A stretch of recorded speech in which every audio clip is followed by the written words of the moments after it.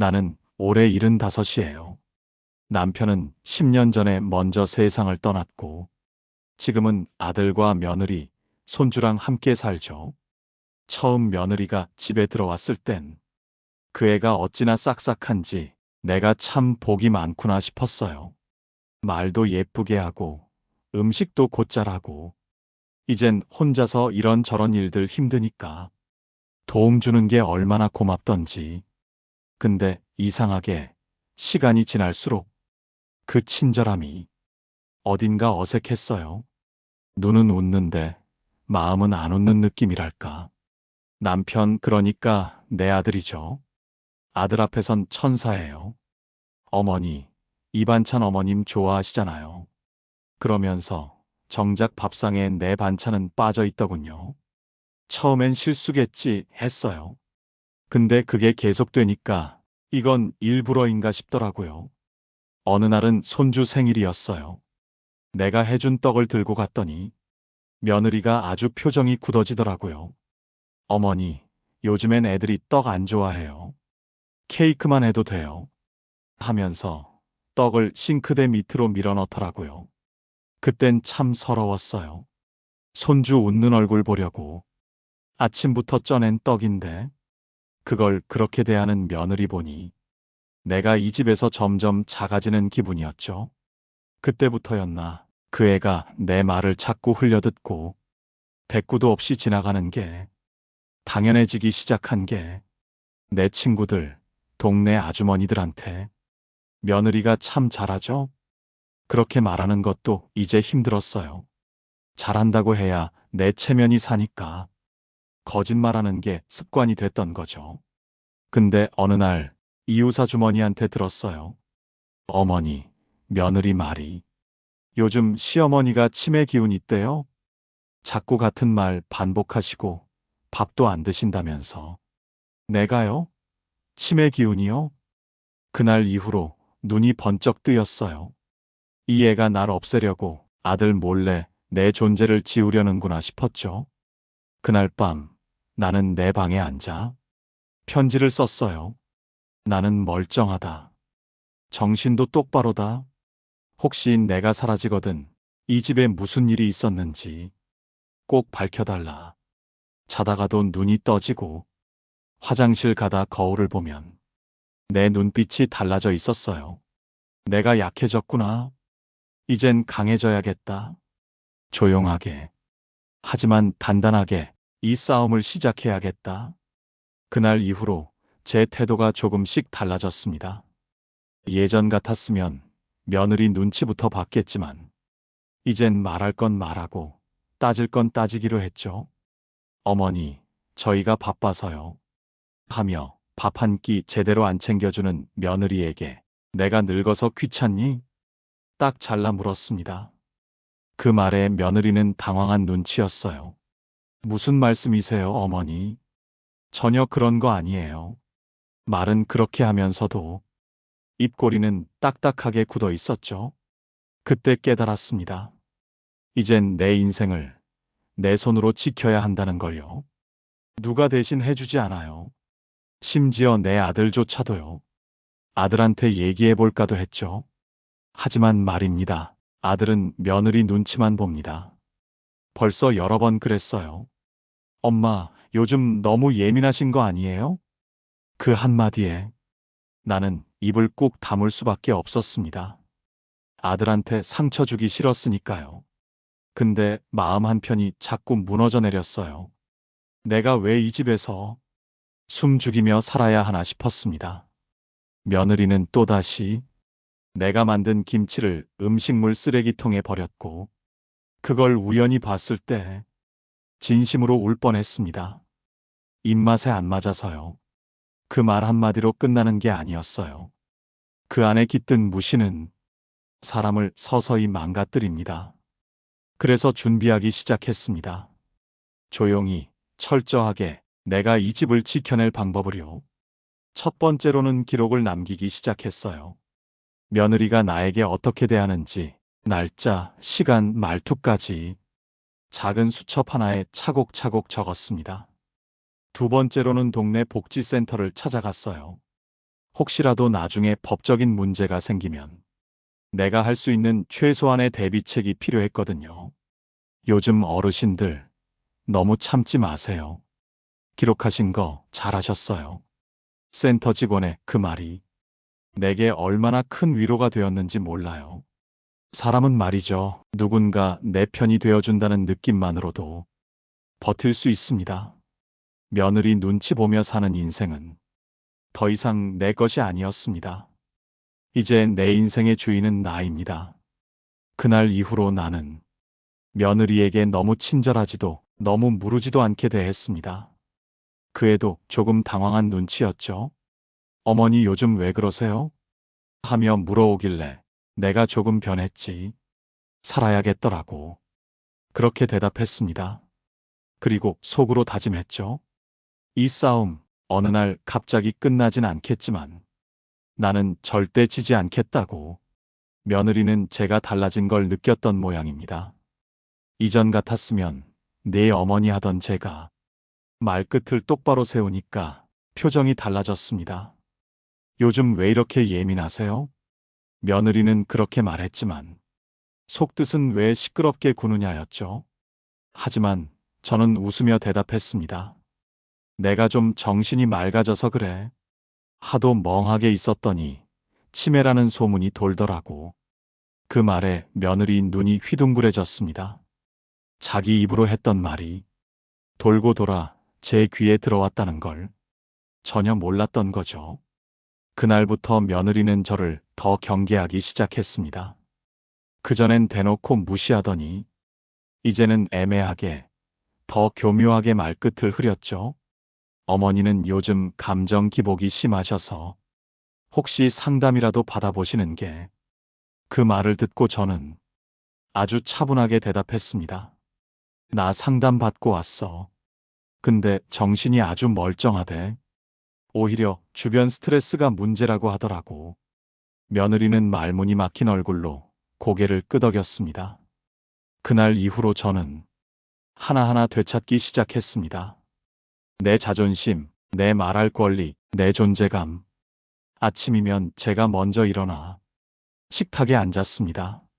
나 아침은 꼭 먹어야 하니까 간단히라도 챙겨줘. 이전 같으면 죄송한데 시간이 없어요 하던 며느리가 이젠 무시 못하고 움직입니다. 제가 참은 만큼 정리해 두었던 기록들을 복지센터 상담사에게도 넘겼습니다. 혹시라도 문제가 생기면 그 자료들이 증거가 되리라 생각했기 때문이죠. 또 아들에겐 직접은 말하지 않았지만 우회적으로 신호를 보냈습니다. 며느리와 있을 때는 입을 다물고 혼자 있을 때는 말없이 눈물을 보였습니다. 아들도 뭔가 이상하단 걸 느끼기 시작했는지 엄마, 요즘 무슨 일 있어요? 하고 묻더군요. 그 물음에 저는 조용히 손을 내밀어 아들 손을 잡았습니다. 있지만 아직 말하지 않을게. 엄마는 다 보고 있어. 그 말에 아들은 더 이상 묻지 않았습니다. 하지만 그 눈빛엔 무언가 변화가 있었습니다. 며느리는 여전히 저를 얕보려 했지만 저는 이제 더 이상 숨지 않았습니다. 그 애가 나를 함부로 대하면 그 자리에서 조용히 말했습니다. 너 지금 그 말 녹음해도 되겠니? 그 말에 며느리는 입을 꾹 다물었습니다. 그리고 그날부터 저는 진짜 싸움에 들어섰습니다. 그날 이후 집안의 공기가 바뀌었습니다. 며느리는 더 이상 예전처럼 저를 무시하거나 함부로 대하지 않았습니다. 하지만 그 애의 속은 변하지 않았다는 걸 저는 압니다. 사람의 말투는 바꿀 수 있어도 눈빛은 속이지 못하거든요. 그 애는 여전히 저를 귀찮은 존재로 여겼습니다. 쓸모없고 방해되는 그런 사람으로요. 그래서 저는 마음먹었습니다. 이 집에서의 마지막 카드를 꺼내기로요. 바로 내려놓기였습니다. 억지로 붙잡고 있었던 자리, 며느리에게 잘 보이려고 애썼던 내 모습, 이젠 그만두자 싶었습니다. 아들아, 나 조용한 데서 지내고 싶어. 아들에게 처음으로 솔직한 속마음을 털어놨습니다. 그게 무슨 말이야, 엄마. 아들은 당황했지만 전 담담하게 말했습니다. 나는 여기서 더 이상 내답게 살 수가 없어. 그냥 나 혼자만의 공간이 필요해. 며느리 앞에서도 그 말을 했습니다. 그 애는 애써 놀란 척하며 말했죠. 어머니, 저희가 뭘 잘못했나요? 저는 웃으며 대답했습니다. 잘못한 건 아무것도 없어. 다만 나는 이제 내 마음 좀 챙기고 살고 싶어서. 며느리는 겉으로는 붙잡는 척했지만 속으로는 안도했을 겁니다. 그의 눈빛이 그걸 말해줬거든요. 그리고 며칠 뒤 저는 시골로 내려왔습니다. 어릴 적 살던 마을, 산자락 아래 조용한 집 한 채. 작고 낡았지만 마음이 편안해지는 곳이었죠. 아들은 말렸습니다. 엄마, 거기서 혼자 어떻게 지내? 하지만 저는 확신에 찬 목소리로 말했죠. 여기선 내가 나로 살 수 있어. 그거면 됐어. 이사날, 손주는 조용히 제 손을 잡았습니다. 할머니, 나 놀러 가도 돼요? 그 말에 눈물이 핑 돌았지만 저는 꾹 참고 말했습니다. 그럼 언제든 와. 그리고 뒤돌아본 아들. 그 눈빛엔 미안함이 가득했습니다. 하지만 이제 그걸로 충분했어요. 더 이상 바라지 않았습니다. 그날 밤 혼자 누운 방 안에서 하늘을 올려다봤습니다. 별이 참 밝더군요. 내가 살아있구나. 이제야 실감이 났습니다. 시골집에 내려온 지 한 달쯤 되었을 무렵입니다.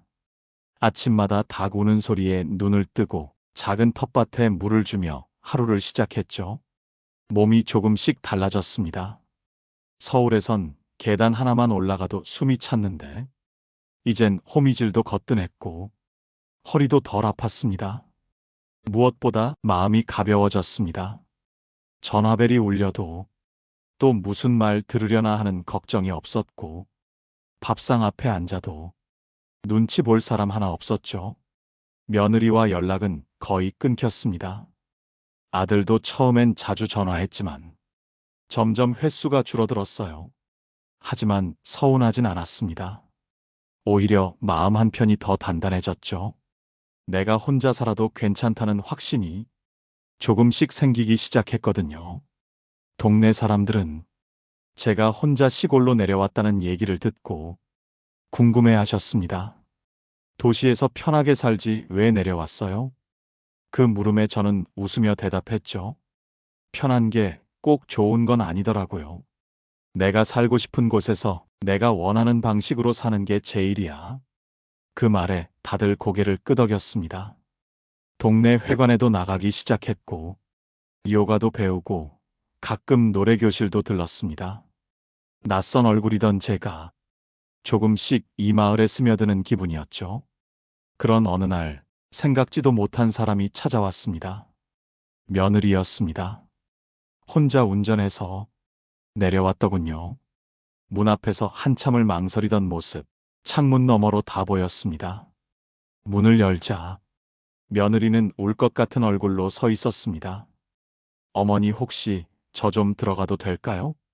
그 순간 제 심장은 콱 내려앉았습니다. 왜 왔을까? 무슨 말하러 온 걸까? 하지만 저는 담담하게 문을 열었습니다. 그래, 들어와. 작은 거실 한쪽 며느리는 앉자마자 울음을 터뜨렸습니다. 죄송해요, 어머니. 제가 너무 어리석었어요. 그 말에 저는 단숨에 용서하고 싶지 않았습니다. 하지만 그 애가 흘리는 눈물은 어느 정도 진심이 섞여 있었어요. 그래서 말했습니다. 지금 울어도 그게 나 때문인지 내 양심 때문인지는 잘 모르겠구나. 근데 일단 울어. 그건 내 몫이니까. 그 말에 며느리는 고개를 숙이고 말없이 눈물만 흘렸습니다. 며느리는 한동안 아무 말 없이 앉아 있었습니다. 울음을 멈추고 난 뒤에도 고개를 들지 못했죠. 저는 말없이 물 한 잔을 건넸습니다. 그 조용한 순간이 몇 해보다 길게 느껴졌습니다. 한참이 지나 며느리가 입을 열었습니다. 어머니가 떠난 뒤로 집이 너무 허전했어요. 아이도 어머니 찾고 남편도 무슨 말은 못해도 예전 같지 않았어요. 저는 조용히 고개를 끄덕였습니다. 그 말 속에서 미안하다는 마음을 찾으려 했죠. 전 그게 제가 잘해서 그런 줄 알았어요. 어머니가 계시면 늘 불편하고 피곤하다고 느꼈는데 어머니가 사라지고 나니 집안의 온기가 사라졌다는 걸 알았어요. 그 말에 제 마음도 복잡해졌습니다. 상처는 여전했지만 그의 말에서 느껴지는 후회는 가식 같지 않았거든요. 어머니, 혹시 다시 돌아오실 수 있을까요? 그 한마디에 저는 순간 숨을 멈췄습니다. 예전 같았으면 그래, 다 잊고 다시 시작해보자 했을 겁니다. 하지만 지금의 저는 달랐습니다. 아니, 난 이제 여기서 살 거야. 단호하게 말했습니다. 며느리는 놀란 얼굴이었지만 저는 덧붙였죠. 너도 살아봤잖니? 내가 어떤 마음으로 참고 있었는지. 이젠 나도 나를 위해 살고 싶어. 며느리는 고개를 떨군 채 네 하고 조용히 대답했습니다. 하지만 내가 여기 있다고 해서 널 미워하는 건 아니야. 그냥 이제는 내 인생을 좀 챙기고 싶은 거야. 그 말에 며느리는 조금 안도하는 표정이었습니다. 그날 며느리는 한참 머물다 돌아갔습니다. 차에 타기 전 저를 꼭 끌어안았습니다. 정말 미안했어요. 할머니라는 자리가 그리운 사람이 될 줄 몰랐어요. 그 말에 저도 울컥했습니다. 하지만 울지 않았습니다. 오랜 시간 속에서 이제는 감정마저 단단해졌으니까요. 며느리가 떠난 뒤 작은 마당에 나가 하늘을 올려다봤습니다. 이젠 나만의 시간이다. 이 결심은 흔들리지 않았습니다. 며느리가 다녀간 뒤 마을은 여전히 고요했습니다. 아무 일 없었던 듯 하늘은 맑았고 텃밭의 풀도 여전히 무성했죠. 하지만 제 안에 무언가는 조금씩 풀어지고 있었습니다. 그 애를 향한 미움, 그동안 억눌렸던 감정, 그리고 그 모든 것들이 끝났다는 안도감까지. 며칠 후 손주가 전화를 걸어왔습니다. 할머니, 나 이번 주말에 갈래? 할머니 보고 싶어. 그 목소리에 마음이 뭉클해졌습니다. 그래, 오렴. 할머니가 김밥 싸줄게. 아이의 목소리는 이상하리만치 밝고 또렷했어요. 서울에서 내가 느끼지 못했던 진짜 가족의 따뜻함이 그 한마디에 담겨 있었죠. 손주가 오던 날 아침부터 시장을 다녀왔습니다. 달걀, 당근, 햄, 우엉. 작은 김밥 재료 하나에도 정성이 들어갔죠. 그리고 손주가 도착했을 때 그 아이가 제게 안기며 말했습니다. 할머니 집 냄새가 너무 좋아. 그 말에 저도 모르게 눈물이 났습니다. 서울의 큰 집보다 이 낡은 집이 더 따뜻하게 느껴졌다면 그걸로 충분했죠. 그날 손주와 둘이 마당에 돗자리를 펴고 김밥을 먹으며 웃고 떠들었습니다. 할머니, 나 여기서 자고 갈래? 그 말에 저는 이불을 내주며 내 방으로 쓰자. 여긴 내 집이야. 말했습니다. 그날 밤 작은 방 하나에 불이 켜져 있고 그 안에서 손주의 숨소리가 들릴 때 저는 진짜로 행복했습니다. 며느리와의 지난 시간, 그 모든 고통이 사라진 건 아니지만 손주와 함께하는 이 밤은 그 어떤 순간보다 값졌습니다. 그 이후로 손주는 종종 시골로 내려왔습니다. 방학 때마다 와서 뒷산도 오르고 밭에서 고구마도 캐고 아이의 웃음소리가 이 집에 스며들기 시작했죠. 며느리도 가끔 연락을 했습니다. 예전 같았으면 의심부터 했겠지만 이제는 그럴 필요가 없었습니다. 저는 제 자리를 지켰고 그 애는 스스로 그걸 깨달았으니까요. 어머니, 잘 지내시죠? 짧은 문자에도 그 안에 담긴 진심이 느껴졌습니다. 그래서 전 답장도 짧게 했습니다. 잘 지낸다. 너도 잘 지내라. 말은 짧았지만 그 안엔 많은 게 담겨 있었죠. 미움도, 후회도, 용서도 조용히 흘러가는 세월 속에 자연스레 녹아들었습니다. 시간이 흐르니 모든 게 조금씩 자리를 찾았습니다. 며느리와의 관계도 예전처럼 살가운 사이는 아니었지만 서로의 선을 지키며 조심스럽게 다가가는 중이었죠. 가장 큰 변화는 바로 제 자신이었습니다. 예전엔 늘 참았고 말할 기회조차 스스로 접었는데 이젠 말할 수 있게 되었거든요. 내 감정도 중요하다는 걸 비로소 알게 됐습니다. 시골에 정착한 지도 1년이 되어가던 어느 날이었습니다. 동네에서 작게 열린 노인의 문화 행사에 참여하게 되었죠. 작은 마을 회관에 335 어르신들이 모여 노래도 부르고 자기 얘기도 꺼내는 자리였습니다. 순서가 제게 돌아왔을 때 처음엔 망설였습니다. 하지만 그 자리에 선 저는 내가 살아온 이야기를 꺼냈습니다. 며느리와의 갈등이 있었고 그 때문에 제가 이곳으로 왔습니다.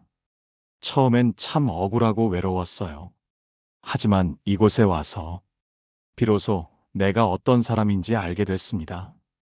그 말을 들은 사람들 중엔 눈시울을 붉히는 분도 계셨고 박수를 쳐주는 분도 계셨습니다. 그 순간 느꼈습니다. 내가 홀로 외로운 존재가 아니라는 걸요. 나처럼 참고만 살다 이제야 말할 수 있게 된 이들이 생각보다 많다는 걸요. 그리고 그날 이후 동네 사람들 속에서 저는 할 말은 하는 사람으로 불리기 시작했습니다. 어느새 회관 청소도 도맡아 하고 생신 돌아오는 어르신들 챙기는 일도 자연스럽게 맡게 되었죠.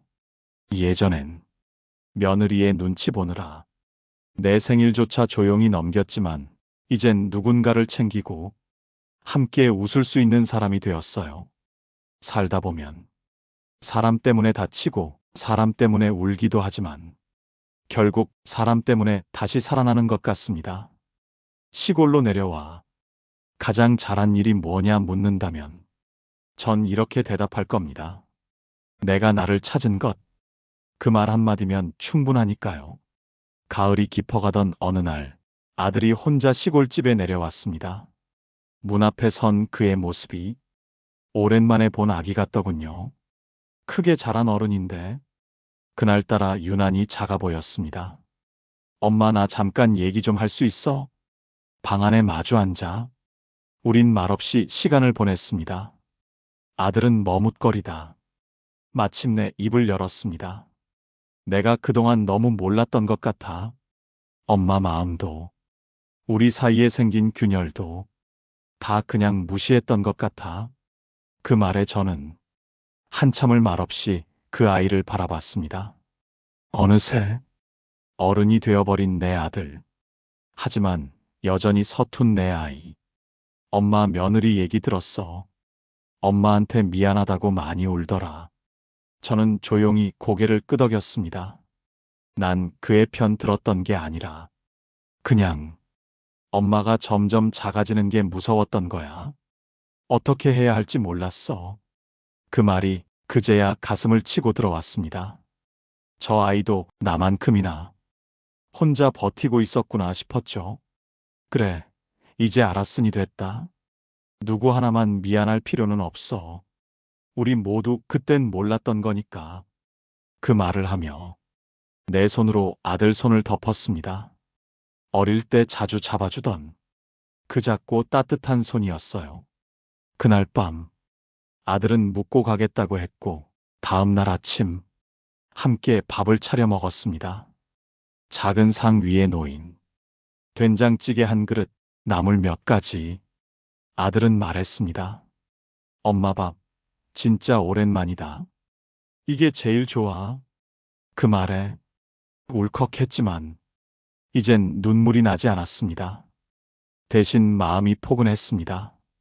그 이후 아들과 손주는 자주 오게 되었고, 며느리도 함께 올 때가 있었습니다. 예전처럼 애써 친한 척은 하지 않았지만, 서로의 경계를 존중하는 편안한 공기가 생겼죠. 내가 서울을 떠나 이곳에서 자리를 잡은 건 도망이 아니었습니다. 선택이었고 회복이었으며 내 인생의 새로운 시작이었습니다. 겨울이 다가올 무렵 작은 마당에도 서리가 내리기 시작했습니다. 아침마다 유리창이 뿌옇게 서리고 이불 밖 공기는 싸늘했지만 제 마음은 그 어느 때보다 따뜻했습니다. 손주가 뜰 앞에 쌓인 낙엽을 모으며 말했죠. 할머니, 여기 진짜 좋아요. 서울보다 훨씬 조용하고 예뻐요. 그 말에 저는 미소 지었습니다. 그치? 할머니도 그래서 여기에 사는 거야. 손주가 고사리 손으로 나뭇잎을 묶어 작은 꽃다발처럼 만들더군요. 그걸 내 손에 쥐어주며 말했습니다. 이건 할머니 거예요. 여기 주인님이니까. 그 순간 가슴이 벅차올랐습니다. 내가 지켜낸 이 공간, 내가 회복한 이 삶이 누군가에게 좋은 곳이 되었다는 것. 그게 얼마나 큰 위로였는지요. 며느리도 이젠 예전의 적대적인 태도를 버렸습니다. 가끔 전화를 걸어 어머니, 김치 담그실 땐 저도 좀 불러주세요. 그렇게 말할 정도로 조금씩 마음을 열기 시작했죠. 물론 우린 완전히 친해진 사이는 아닙니다. 하지만 예전처럼 상처 주지도 않고 서로의 존재를 존중하며 천천히 거리를 좁히는 중입니다. 시골 생활은 때로 외롭고 때로 불편합니다. 하지만 이곳에선 내가 누구인지 잊지 않게 됩니다. 내 삶의 중심을 되찾고 내 목소리를 되찾고 무시당하지 않는 하루를 살 수 있다는 것. 그게 얼마나 큰 기적인지 이제는 압니다. 이제 제게 며느리는 원수도 피해자도 아닙니다. 그저 한때 서로를 몰랐던 두 사람이 다시 관계를 배우는 중이라고 생각합니다. 그 시간 속에서 저는 단단해졌고 이 작은 집도 우리 가족을 조금씩 품고 있습니다. 마지막으로 하고 싶은 말이 있다면 이 한마디입니다. 모든 시어머니가 천사가 될 필요는 없습니다. 그리고 모든 며느리가 악마는 아니죠. 우린 모두 누군가의 딸이고 누군가의 엄마이며 때로는 이해받고 싶은 그저 한 사람일 뿐입니다. 더는 참고만 살지 마세요. 때로는 말하고 때로는 떠나고 무너진 나를 다시 세워야 합니다. 그게 바로 내 인생을 지키는 가장 따뜻한 방법이니까요.